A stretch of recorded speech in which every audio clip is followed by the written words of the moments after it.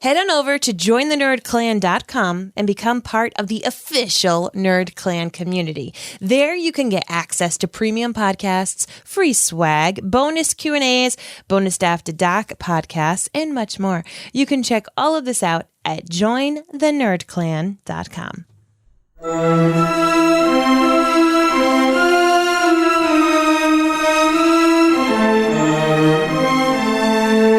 From Providence, Rhode Island, welcome to the Potterverse. It's a podcast dedicated to the book and film series of Harry Potter. So grab your favorite wands and your time turners, and let's step into the night and pursue that flighty temptress adventure.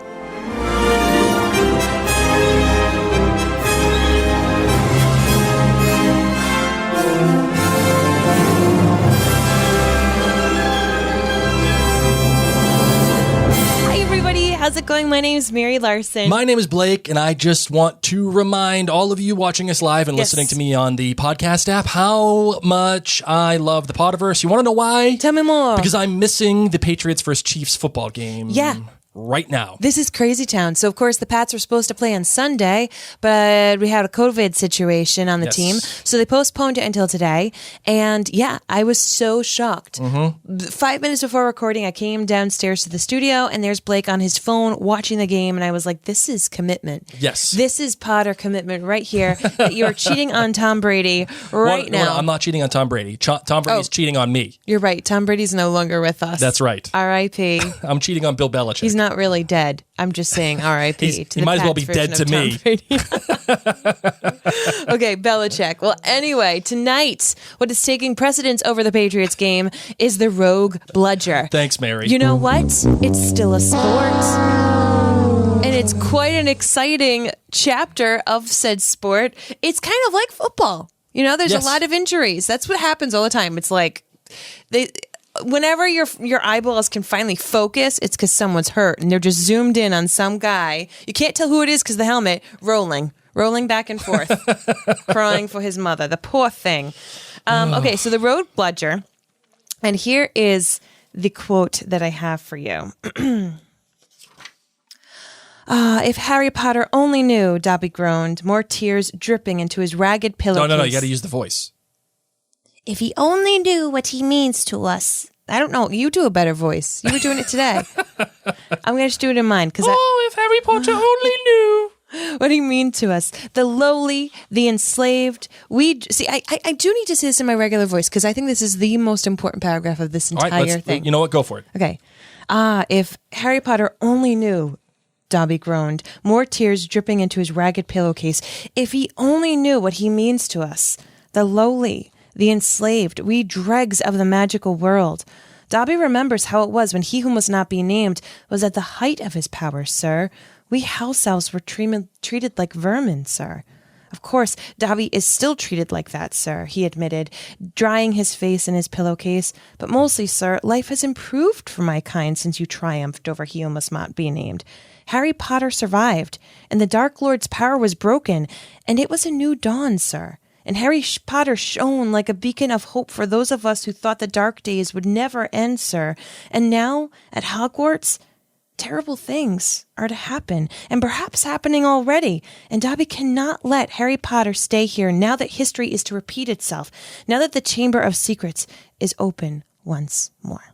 This is very interesting. Again, you liked it with my voice, right? Because it hits you. It hit when you're reading it in Dobby voice. I'm kind of in on the Dobby voice. I'm kind of in because it sounds more pathetic in the Dobby voice. It does, but that's why I'm saying you have to read it with it not being pathetic. You have to read it. I kind of disagree. Okay. Well, let's get into this. All right. So before we get into it, we wanted to remind you that we would love for you to subscribe to this podcast. Here's the scoop. There are like 9.75 million Harry Potter podcasts out there, but tons of people are either reading the series for the first time or rereading it and are looking for fresh new Potter podcasts to join their life. And one of the best ways you can do that is subscribe for our podcast. Even if you join us live, subscribe for it in your podcast app of choice and let us have a review. If you could write a review, add some 5 stars, that goes such a long way for people being able to find us. The other thing we wanted to let you know about is that you can head to maryandblake.com, where we have a plethora of other blogs and podcasts to keep you company. We are recommending right now that you check out our This Is Us podcast called This Is Us 2. This Is Us, of course, comes back later this month in October. Fantastic series on NBC, and we have had a podcast for every single episode. So if you are a fan of This Is Us, you can just listen to those podcast episodes. It will bring you back up to snuff on everything that happened. And we also want to thank everyone at jointhenerdclan.com for making today possible. Let's get into the show. I solemnly swear that I'm up to no good.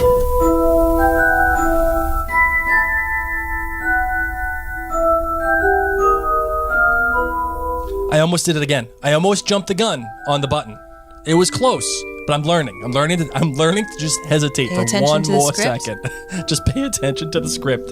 Hey, Rebecca here on Facebook has a great question. Yeah. Marvin. Dobby is so great. Yes. Which house He's one of my do you top think 3 faves. that Dobby would be in? Hands down, Gryffindor. Hands flippin' burnt by a iron down Gryffindor. Yeah, you're probably right. I know. You know what? You're not even plugged in. You're not even plugged. You can't even hear it. Blake, you are so deaf that I can hear all of the sound effects What'd you say? through your headphones. Sorry, I can't hear you. I know, honey. When I get into Blake's car, which is not a Ford Anglia, I wish it was some days. That'd be really cool. I know. I have to immediately turn down the volume, or else my sensitive musician eardrums I'm an get busted. audiophile. I got to have it loud. I like hearing it. All right, so go. You're talking to the girl that wears special audio earplugs during wind ensemble practice. All right, do your recap. What do you got? Okay. Oh, yeah. Sorry, my recap. Okay, sorry. I've got it all lined up. I'm all flustered tonight, aren't I? Yeah, you're messing. What are you doing to me? Okay, so things start off. The kids get the note from Professor Lockhart saying that they can get the book in the restriction section so they can make polyjuice potion. In the what? Hallelujah! In the restriction section. Okay, good. Just making sure. Then there's a Quidditch match. Holy smokes, hold on to your butts because there's a bludger coming straight for Harry. Luckily, it crushes only his arm, but it still crushes it. And in the process, Lockhart takes all the bones out with magical little bippity-boppity-boo. But Harry won the match, so all is good, and Madame Pomfrey fixes it. All the while, Dobby comes in and says, guess what? You know how you guys have been wondering if the Chamber of Secrets is real? It is real. And Harry Potter, you are my one and only. Good and job. Colin Creevey got petrified. Poor wee Colin Creevey. Yes, he did. Poor thing. Poor thing. Poor thing. Poor thing. Nerds. Okay. So, what stands out to you most in this chapter, Marvin? What do you think is the thing that sticks out and says, okay, this is the point of this chapter? What I read. Really? What I read from Dobby. Okay, so here's the thing. Like, yes, the kids get into hanging out with Lockhart. We've got so much fun, which we will delve into the Lockhart. But let's get to the meat. They get the polyjuice potion. They play Quidditch. Harry gets his arm broken. Mm-hmm. Madame Pomfrey tries to put his bones coming on back. And then Dobby shows up. And this just slightly annoying character who's just been getting in Harry Potter's way ends up saying, like, yes, it was me who tried to stop you from getting into platform 9 3/4. I can't believe you didn't go home. And then you come here and I'm the one that bewitched that bludger. I mean, here they've been thinking that the Slytherins did it and it's Dobby. And Harry's like, Dobby, if I had bones in my arms, I'd be strangling you right now. And Dobby says, can I please explain to you for one moment why I'm trying to keep you from here? Because something really, really bad is about to happen here. And so this is what I want to just savor. Okay. So Dobby, he's a mere house elf. Okay. But he knows what's going on. We know whose house he lives in. If we've read this series before, he knows exactly what's happening. He even knows down to the fact that the Chamber of Secrets by name is being reopened, possibly at this very moment. But he needs to save Harry Potter. And the reason he needs to save Harry Potter is that Harry Potter is the face of change and of freedom and of a moment of levity in these elves' lives and magical creatures' lives. He says that when the Dark Lord was in charge, things were so, so bad. And while still things are quite bad right now for elves, in particular house elves, they are loads better, all because of Harry Potter. Sure. That Harry Potter is a beacon for the enslaved, for the mistreated, because their lives, even though they're still downtrodden, are much better, and he gives them hope. Yeah. It finally gives, I think, the readers, and obviously us as viewers for the film particularly, but especially in the book, it gives us readers more of an insight into why Dobby is doing what he is doing. Earlier, we questioned, okay, why is Dobby shutting things down for Harry? Yeah. What about Harry? What does Dobby know about Harry that we don't? And why is he doing it not just for, why is he not doing it for the entire school of Hogwarts? Like, the whole school is in danger. Yes. Essentially. Yes. Unless you are not, unless you were Muggle, unless you're not Muggle-born. If you're, you're in danger.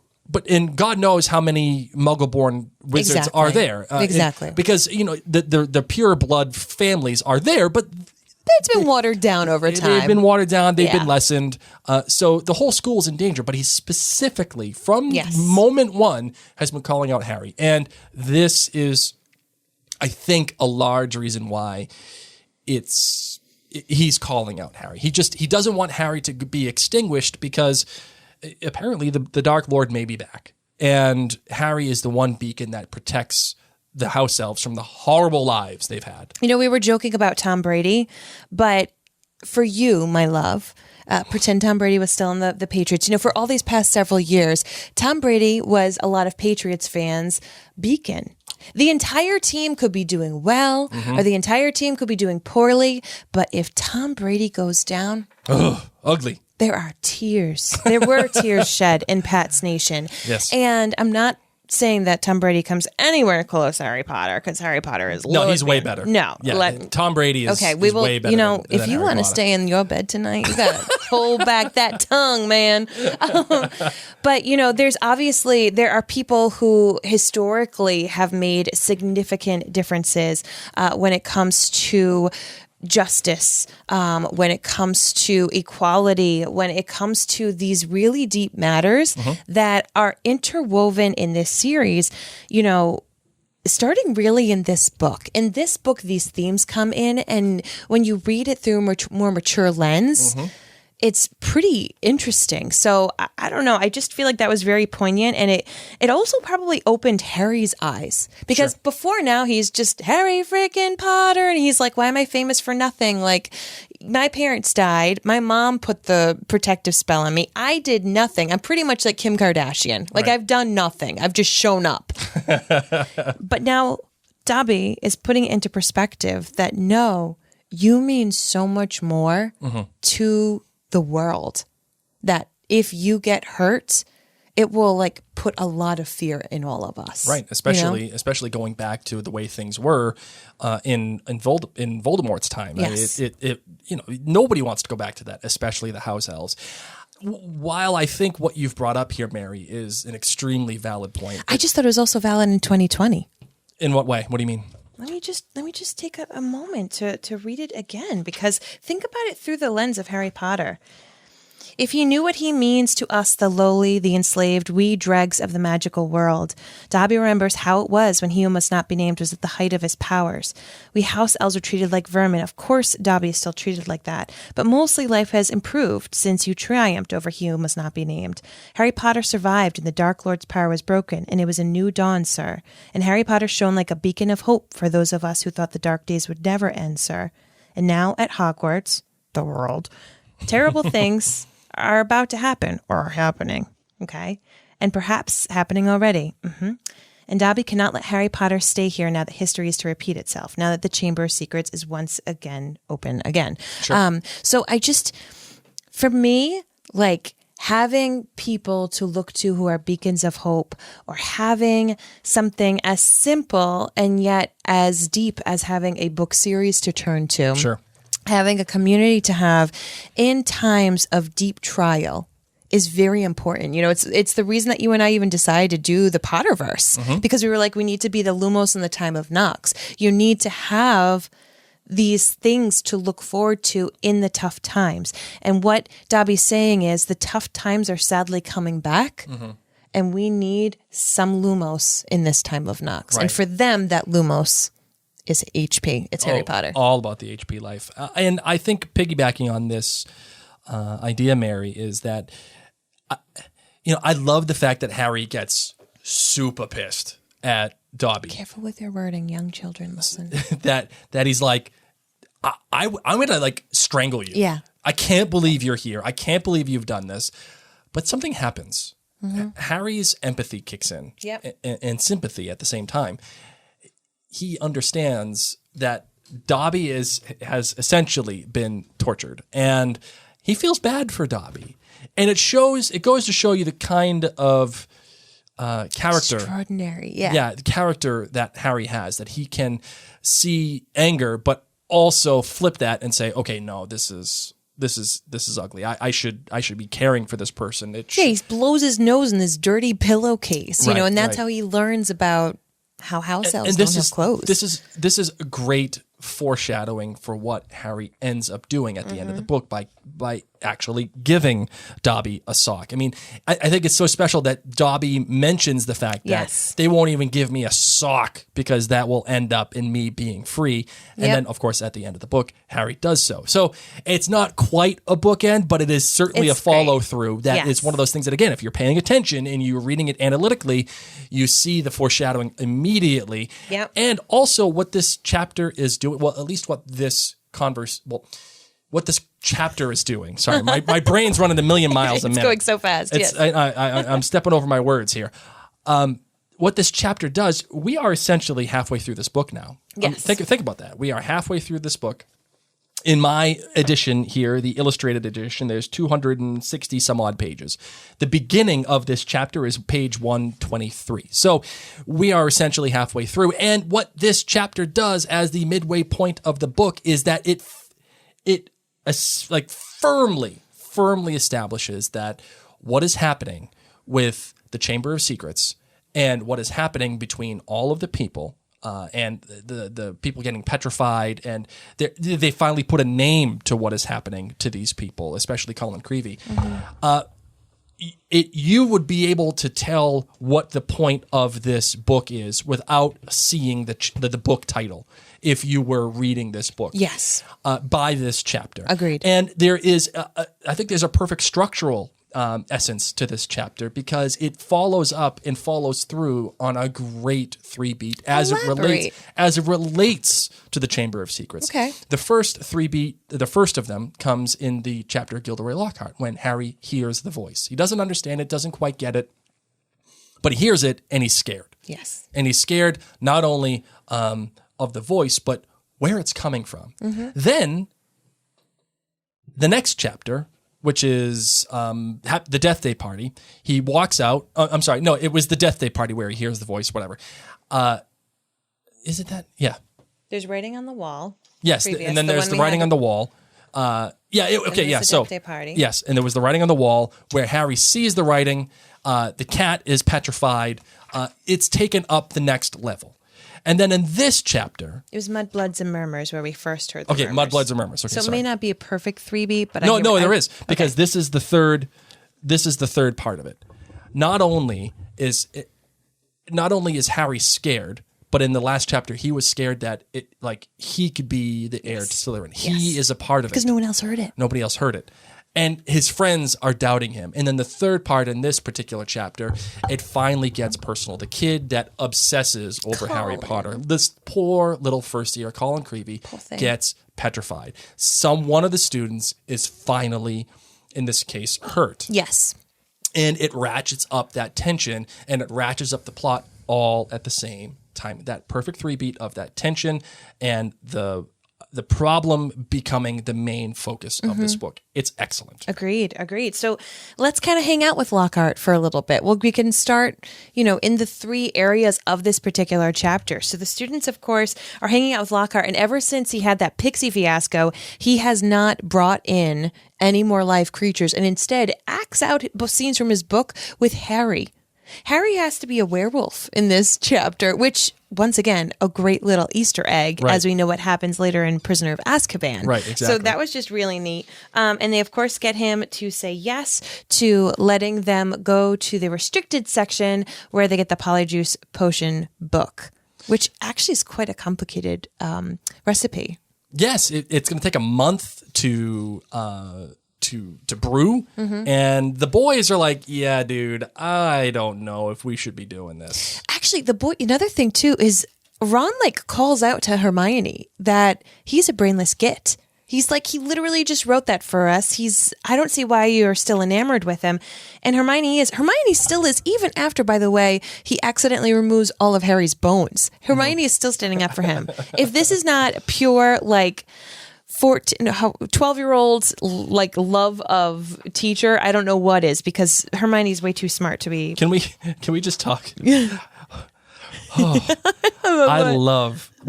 Before we were recording here, I was actually reading this chapter to my kids. Yes. Before they went to bed, and as I was reading, he was giggling to himself I as he couldn't was stop reading. laughing because of the interaction between Lockhart and Harry Potter on the Quidditch field after Harry wins the match and ends up with a broken arm on the pitch. And he wakes up.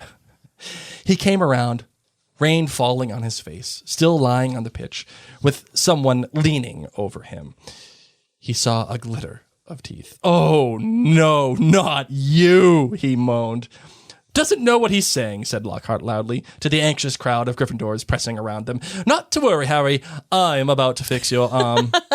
"No," said Harry. "I'll keep it like this, thanks." He tried to sit up, but the pain was terrible. He heard a familiar clicking noise nearby. "I don't want a photo of this, Colin," he said loudly. "Lie back, Harry," said Lockhart soothingly. "It's a simple charm I've used countless times." "Why can't I just please go to the hospital wing?" Yes. said Harry through his clenched teeth. "He should, really, Professor," said a muddy Wood, who couldn't help grinning even though his seeker was injured. "Great capture, Harry. Really spectacular. Your best yet, I'd say." And through the thicket of legs around him, Harry spotted Fred and George Weasley, wrestling the rogue Bludger into a box. It was still putting up a terrific fight. "Stand back," said Lockhart, who was rolling up his jade green sleeves. No, don't, said Harry weakly. But Lockhart was twirling his wand, and a second later he directed it straight at Harry's arm. And then it goes on to say that he didn't have bones anymore. "Ah," said Lockhart. "Yes, well, that can sometimes happen. But the point is, the bones are no longer broken. That's the thing to bear in mind. So, Harry, just toddle up to the hospital wing. Mr. Weasley, Miss Granger, would you escort him? And Madame Pomfrey will be able to, tidy you up a bit." Okay, let's take a moment here. Where is Snape? Why is Snape pertinent? Because he's supposed to be protecting Harry. Where's Dumbledore? Yes. Okay, what are they doing? I mean, okay, let's just tell ourselves that every time that Dumbledore's not around to save the day, it's because he's trying to figure out where Voldemort is or something. But Snape, come on, man, this is the Slytherin Gryffindor game.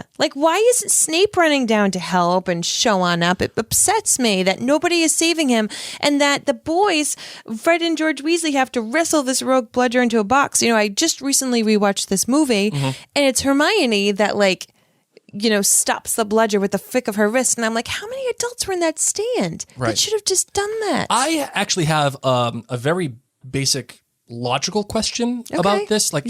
It's sports related. Tell me. Madam Hooch is the ref for this game. Where is she?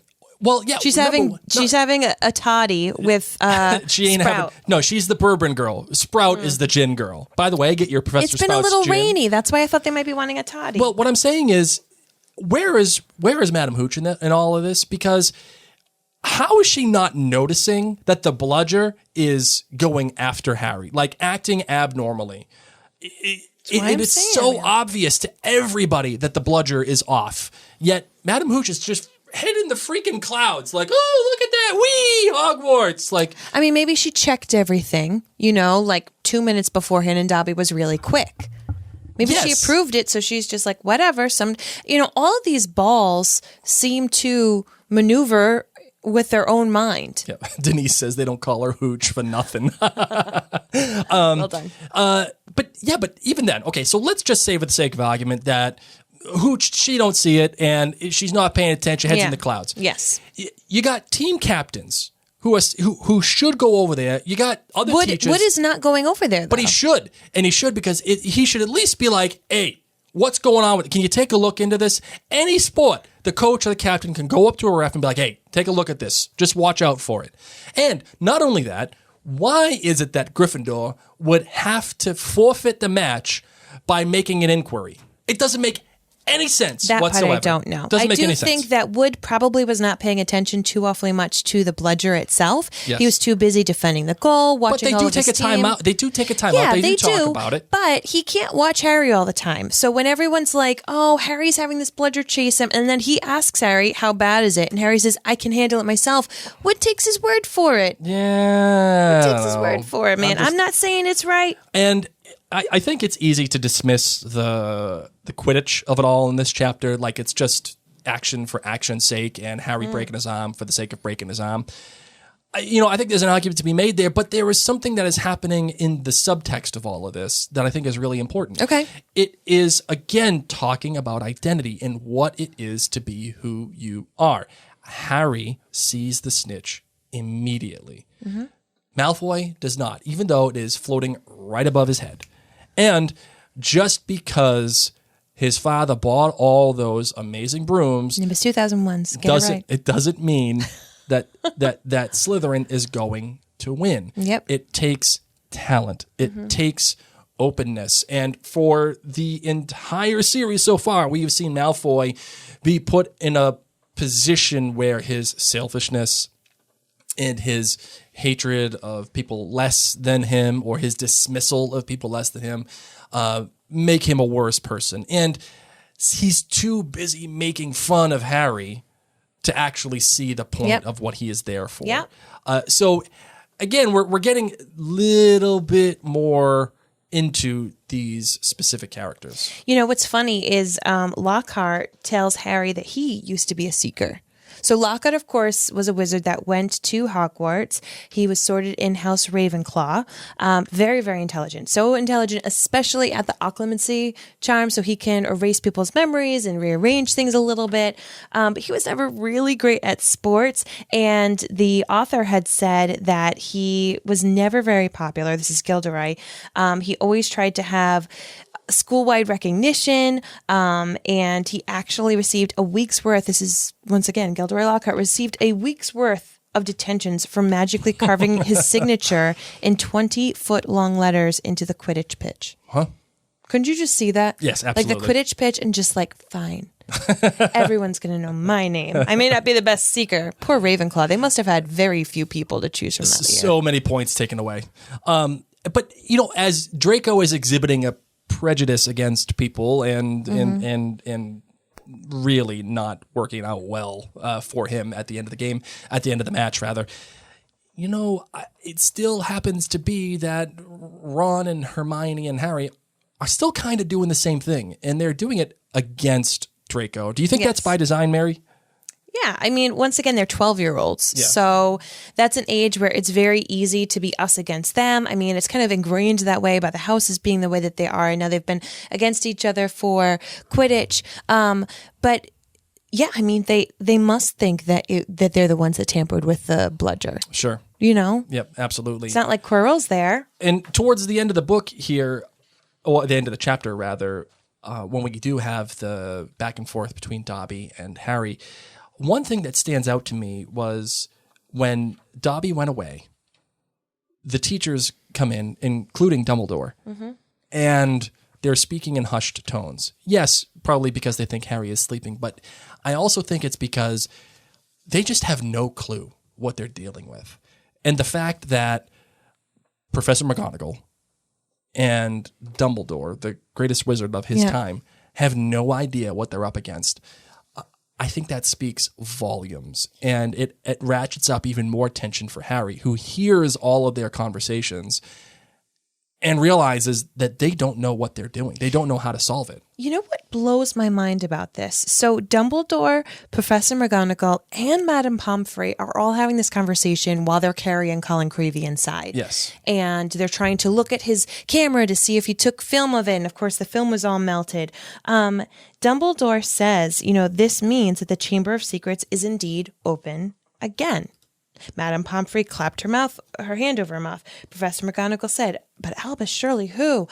Okay, these are three individuals who at Hogwarts know that the Chamber of Secrets was open. Yes. This wasn't like, Professor Binns, I only deal with facts. And yet Dumbledore, McGonagall, and Pomfrey don't seem to bat an eye. They're like, it is opened again. Okay, because it was a real thing. So it makes you wonder how many professors in the school know that it even is a real thing. Yeah. Why doesn't Professor Binns know about it if they're just talking about it with Madame Pomfrey? But she probably had to be the one that took care of, I don't know, saying that Moaning Myrtle was dead. Yeah, but the history also suggests here, too, that they should all know that. That's what I'm saying. Because I'm mad at Binns. That's why Hagrid was expelled. Yeah. Yes. Like it's a little bit of a logical jump here why especially Binns doesn't know about this. So you know how your family doesn't really talk about things? They don't talk about anything at all. Ever. And all I do so much is talk Irish about Catholic things. guilt. I'm just like the Harry Potter. Let's talk about this. Let's just lay it out on the table. To your detriment sometimes, by the way. Oh yeah. But then at least I know what's going on. So I wonder if that's what this is like. At the end of last chapter, Dumbledore said everybody naturally knows what just happened. And yet here we come into the Chamber of Secrets and we're like, does really everybody know what happened? Does everyone know that Harry pretty much, offed Professor Quirrell in that Voldemort respect? Because no one really acts like it. And I feel like this is what the Chamber of Secrets was like people just kind of sweep it under the rug. Like those who need to know. Sure. And then they don't talk about it with anybody else. But the other thing that is very important is, Minerva says, but Albus, who opened it? And he says, it's not who, but the question is how. That's a great ending line for this chapter. Well, I mean, it doesn't end the chapter. The final sentence is from what Harry could see of Professor McGonagall's shadowy face. She didn't understand this any better than he did. That, too, that's a perfect way to end this chapter, leading us into the next thing. And it confirms that the teachers just don't know. And that confirms Harry's fear and his question. That they don't know what? That they don't know. And which chief? Are you talking about these three? Yeah. Pomfrey, Dumbledore. And, yes. So, Dumbledore's saying it's Voldemort, essentially. Minerva's saying who did it, and Dumbledore's saying the question isn't who, because he knows it's Voldemort. Yeah, but they still don't have a grasp on how it's being done. No matter what, they're still talking in hushed tones in a way that is prescriptive of fear. Yes. And this confirms that not only is this the main thrust of the book, that we're halfway through it, this is the turning point of the book. But it also confirms for Harry that he cannot put faith in the teachers to save the day. We've always asked, and especially last chapter, why isn't Harry going to the teachers to figure this out? Why are they going to figure out a freaking polyjuice potion to get this done? This is the exact reason why. They don't know. And he knows now that they know the truth, that the Chamber of Secrets was real. He just learned it from Dobby, and 2 minutes later, it's confirmed by Dumbledore's own mouth. Okay? And yet, the kids are all wondering and whispering, and people are saying it doesn't really exist. Now, this is, of course, different than in the movies. In the movies, they ask Professor McGonagall, and Professor McGonagall's pretty outright with it. But in the books, this is another, sadly, tick mark for the... I'm not on the Dumbledore train. I go back and forth. Some days I'm all in with Dumbledore, and there's other times where I get disappointed because here he is saying the Chamber of Secrets is open once again, and we know that it's because of Voldemort. And he knows Voldemort's back because of what just happened last year. Sure. And yet, does he add any extra protection to Harry Potter? Good one. Good one. No, there's no extra protection. Because once again, he's just bait. Yes, exactly. So you see what I'm saying? Yes, he is saying, all right, Chamber of Secrets, which is really bad. I've never found it. Yep. That's open. And that means Voldemort's back. I don't know how he's back, though. All right, I'm just going to go stroke my beard, eat some, lemon sherbet lemons, go talk with Fox. Listen to some Kelly. See you later. Some cake. Is Dumbledore a German chocolate cake guy, or is he like a vanilla cake guy, or is he if you want to bake a noodle, is he a carrot cake guy? Oh wow. I feel like he'd be a cake of the month guy. Like you just want to explore all flavors, but because we know he's preferable to lemon, I would say maybe a lemon cake, maybe on days he's feeling feisty, lemon meringue. Oh, does he do the extra meringue? I think he Or is does. he more of a lemon guy? I think he likes the meringue, but he has to eat it in the kitchen or the privacy of his office because it just makes a mess in his beard. Does he go right in the pie with a fork? Or does he cut it properly? He might just faceplant. I mean, he's by himself. Where the heck is he? He wasn't at Quidditch. I can tell you that. Eating his lemon meringue pie. He's not in most of this book yet. He knows who it is. Going full send in the lemon meringue. There we go. So Anything on else? that, else? I'm ready to go flip on over. Poor Colin Creevey. I wonder if they get hungry when they're petrified. And where's Mrs. Norris kept? Is it like a cold frozen storage thing? Is it like that movie where the guy's frozen? There's a lot of movies where the guy is frozen. You're going to have to narrow that one down. And the kids find him. The Hobbit kid finds him. Oh, yes. Oh, what the heck is it? It's Mel Gibson. Yeah. The Man Before Time. No, it's not The Man Before Time. No. It's like Eternal or something like that. But anyway. Oh, please, everybody who's listening right now, it's the Mel Gibson movie. Because I keep thinking it's The Man with No Face, but that's a different movie. Yeah. What the heck was that name of that movie? I don't know. Oh, that's going to bother me. You ready for a different perspective? Yes. As always, ladies and gents, the different perspective is brought to you by Minute with Mary. Mary, tell us a little bit with Minute with Mary. Okay, so this week, if you're listening to this right now while we're recording, today is October 5th. I actually have spooktacular deals and steals going on. Forever Young. Thank you, Nancy. Forever Young. There you go. So my spooky deals, it's October 5th through October 9th. You just go to minutewithmary.com. Click shop now, and you're going to see this black banner above. I have products that are 40% off. My brown epic mascara, my lip stains, which are 100% mask proof. Like you can have beautiful lip color so that you don't look like Casper the Friendly Ghost, and it will not budge on your mask. I have all these different eyeshadows on sale. So many things, 40% off. So just go to minutewithmary.com and click shop now products, October 5th through October 9th. Let's do it, shall we? Holy yes. cricket! You're Harry Potter. I'm Hermione Granger. And you are? You know what, Marvin? I'm going to take this one. I thought you would. I'm going to take it. I'm going to take it because I'm going to be Colin Creevey. Oh, nice. I'm going to be Colin Creevey. I'm glad. See, I'm so deep. I love Dobby so much that I was going to take him, but I feel like I already blessed him in the beginning. That's the low-hanging fruit. I know. Low-hanging fruit. I'm going full. Or I was going to be Hooch. Hooch would be a good one. But I'm going to go Colin Creevey on this one because I'm just excited. I'm excited that I get a chance to hang out with my best friend, Harry Potter. And I get to bring him grapes, and he can eat the grapes. And maybe I'm just helping him. Like in those Greek portraits where people lie down and hold the grapes above it? Maybe I could just do the whole... Maybe he can fly by and I can hold it out and he'll have his mouth open.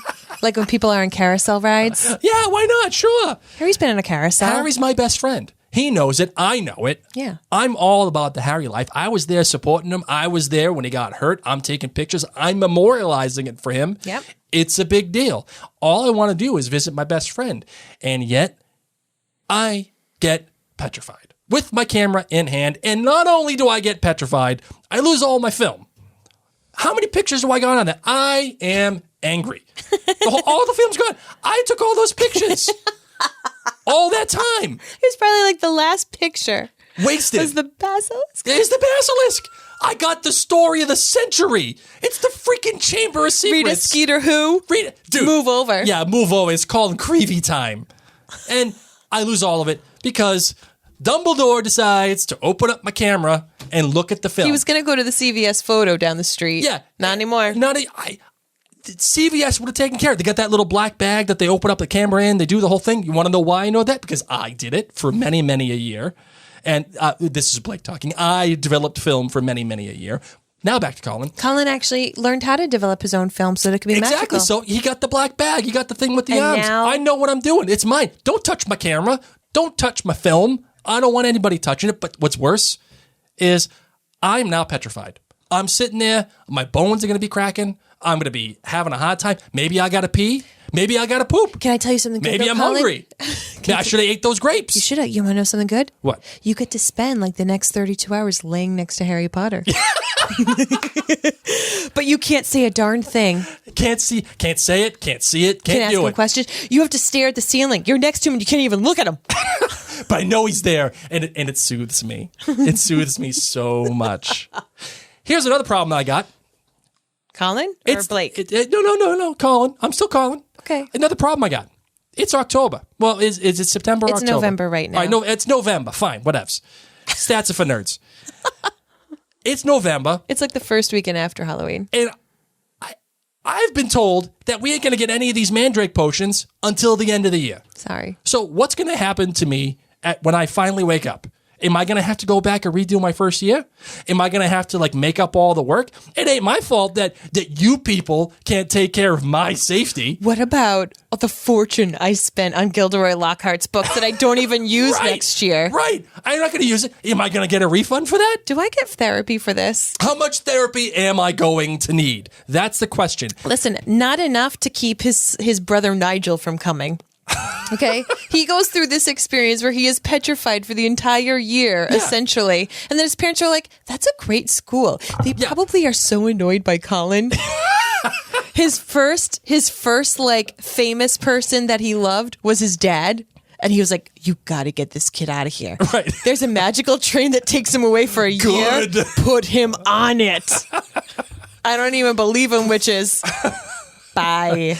So I figure I got my whole first year away from my brother, away from my family. I miss my entire first year. I got to go back home and not learn a damn thing.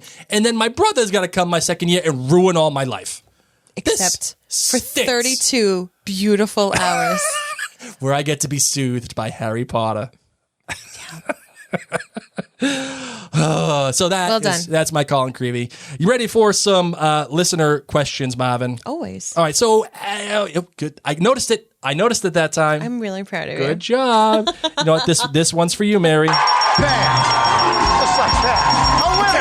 Actually, it's more for me because I finally recognized it.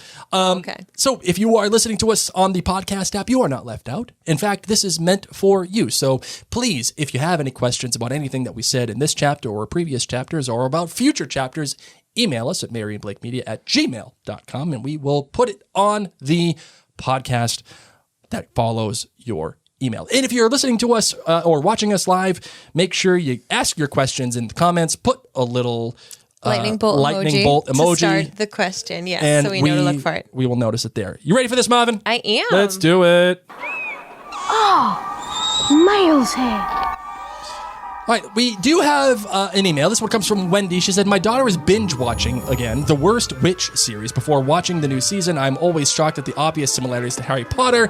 I know the Worst Witch book started out in 1974. All I see is female Dumbledore, Snape, and Malfoy. We have not read that series. I have not read that series. That is amazing. Or watched it either. Perhaps we will watch that. Perhaps we'll put that on the must-watch or read list. Yeah, very cool. Thank you, Wendy. All right, I saw we had a lightning bolt up. There was another one up above that, so keep on scrolling. There we go. Ellen says, if you could cast the Weasleys as the Kardashians, who would be who? Oh, see, I refuse to partake in this. I refuse. And Ellen, I appreciate the question. I definitely want you to ask the question. I do think Ron would be the one that was the fake one, the brother that they were like making a spoof show of. Wasn't it like Jeff Kardashian or whatever? Yeah, Tom. Yeah. Sure, Brad. The like other Kardashian. Yeah, whatever. That'd be Ron. Because I refuse to give the Kardashians any consideration in anything in life. Okay. They're famous for being famous, and I hate it. That's how Harry felt for a little while. I hate it. Go it down. Sucks. All right. And Rebecca Ann says, if you got to choose the director and screenwriters for these adaptations, who would you choose? Oh, man. See, this is really good. That's a really good question. I really like Steve Kloves. I like the job that he did, especially in the later films. And the director, you see, that's a really good question. It depends if you really want to get weird with it. Like if you want to get weird with it, you'd find somebody like David Cronenberg and be like, dude, just go to town with all the magic. And like, he's the guy who directed The Fly and everything. So like, it would be creepy with him. If you wanted to be more mainstream, you'd get Steven Spielberg. I think he would bring a sense of whimsy to Harry Potter, and obviously that's who they wanted to direct these films. Yes. Why did he say no? He turned it down. I'm not sure. I can't remember why he turned it down. But he did suggest M. Night Shyamalan. That'd be a cool one too. M. Night Shyamalan would be funny. It would be a good choice. But of course, my choice is always J.J. Abrams. J.J. Abrams for everything. I just make him the director of all things, and I'd be happy because I'm a J.J. Abrams fanboy. So that is that. Okay, Heather says, Blake asked why Madam Hooch wasn't following the game and the rogue Bludger more closely. I also wonder why they don't have a designated Quidditch medic on hand, since they seem quite accident-prone as well. Mary, would you agree with this? Yeah. I mean... Like, where Madame Pomfrey's just chilling out up there. You think she'd be by them? I don't know. Or that maybe they'd have like seventh years who are interested in going into the healing arts. Mm-hmm. Maybe just be there as, interns. I agree. Listen, Hogwarts is no easy place to hang out in or go to school.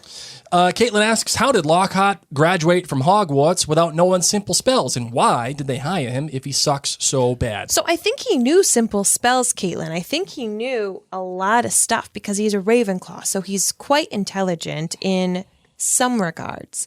But he chose to be famous in things that he is not strong in. Sure. So he was very good about certain types of charms. And he was a Ravenclaw. He was there. Yeah, he just didn't lean into that. I mean, oh well. Sorry, but he probably would actually be a very good charms teacher.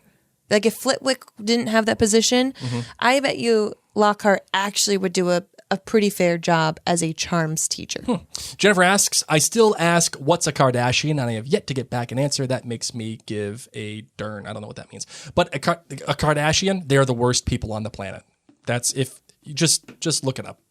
They're just the worst people.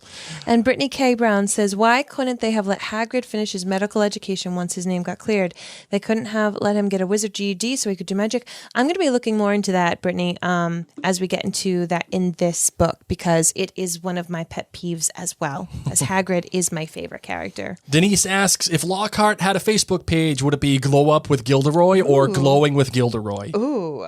I love the glow up one. Yeah. I feel like that's more. Agreed. I feel like that's 2020. Yes. But it would be appropriate. Mm-hmm. So, yeah. All right, friends. Well, thank you so much for submitting your questions. And as Blake said earlier, always feel free to email us at maryandblakemedia@gmail.com, because the next chapter, what do we got next, baby? We got the Dueling Club. Yes. The Dueling Club. Oh, yes. That'll be, is that when Snape just essentially pantses Gilderoy in front of everybody? It's so good. Two of your favorite people. Oh, the best. It's great. I love combined. that scene. I love that scene in the film too. So that's great. All right. Ready to close this bad boy out, madam? I am. Let's do it.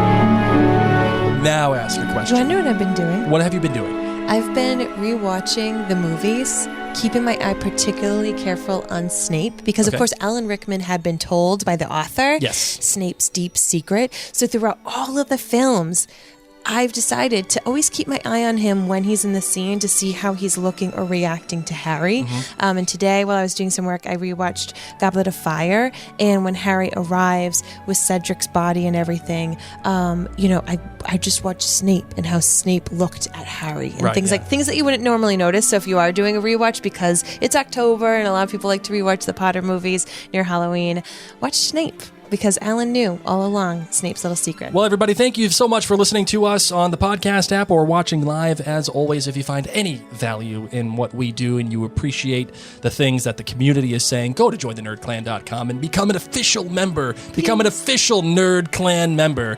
Enjoy that community. Get all the cool little bonuses that we have going on there, including the Crown podcast, which will be returning in November, which I'm very excited about. And Blake's Book Club, which right now is Midnight Sun. fun. So, yeah, enjoy that. All right, my name's Mary. My name's Blake. Mischief managed.